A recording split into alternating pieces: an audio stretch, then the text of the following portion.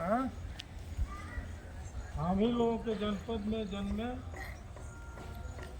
भारत के गौरव, राष्ट्र नायक, जन नायक के नाम से जिनको जाना जाता है, भारत के पूर्व प्रधानमंत्री उस पर कहाँ रख रहे हो चंद्रशेखर जी की आज ही के दिन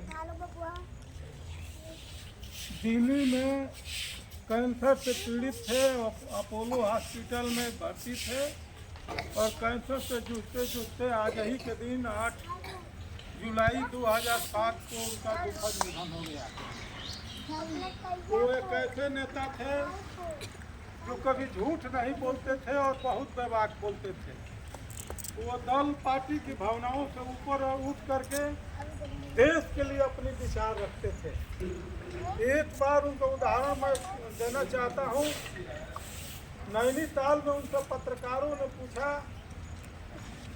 कि आप जा रहे हैं बलिया में चुनाव लड़ने के लिए और बलिया के लोग कहते हैं कि बलिया में आपने कुछ किया ही नहीं।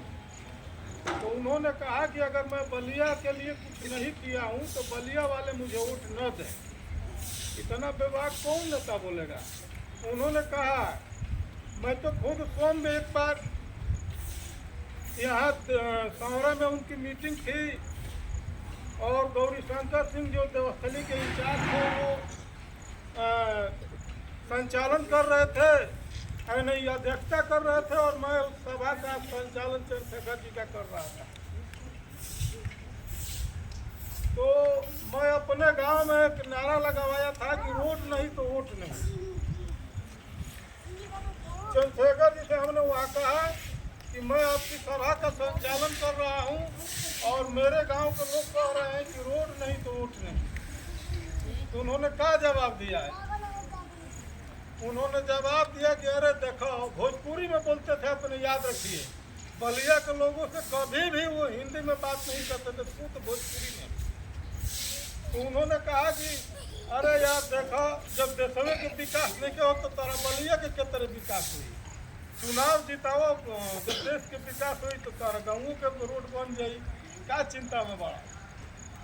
हालांकि बाद में वो जो है अपने पीए को कहे, एक चिट्ठी बनवाए, कलेक्टर साहब की है वो चिट्ठी जो है भेजवाए और अपने 2 नेताओं को भेज करके हमारे गांव का अनशन को तोड़वाने का काम किया था। ऐसे बेबाक नेता थे।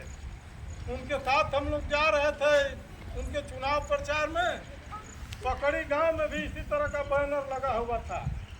पूर्व पकड़ी गांव का नाम सुना है ना? वहाँ भी बैनर लगा हुआ था। तो लोग कह रहे थे कि वोट नहीं, रोड नहीं तो वोट नहीं। वहाँ रुके भी नहीं चंद्रशेखर जी और बगल में आप ही जैसे बच्चे स्कूल के रोड पर खड़े थे, उनको माला फूल पहनाने के लिए वहाँ रुके और हर बच्चों से फूल स्वीकार किया और वह जो है सब बच्चों को धन्यवाद दिया और कहा कि खूब पढ़ो, खूब लिखो और तुम लोग भी चंद्रशेखर बन जाओ, तुम लोग भी चित्तू पांडे बन जाओ, तुम लोग भी जयप्रकाश नारायण बन जाओ। वो हमेशा कहते थे कि देश का तभी जो है विकास होगा जब आप गांधी, लोहिया और जयप्रकाश के रास्ते पर, आचार्य नरेंद्र देव के रास्ते पर, बाबा साहब भीमराव अम्बेडकर के संविधान के बनाए हुए रास्ते पर चलेंगे तो आपका विकास होगा।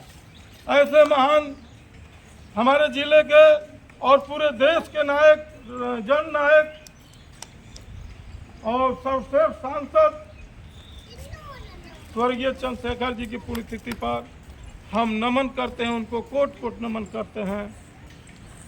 बहुत बहुत धन्यवाद।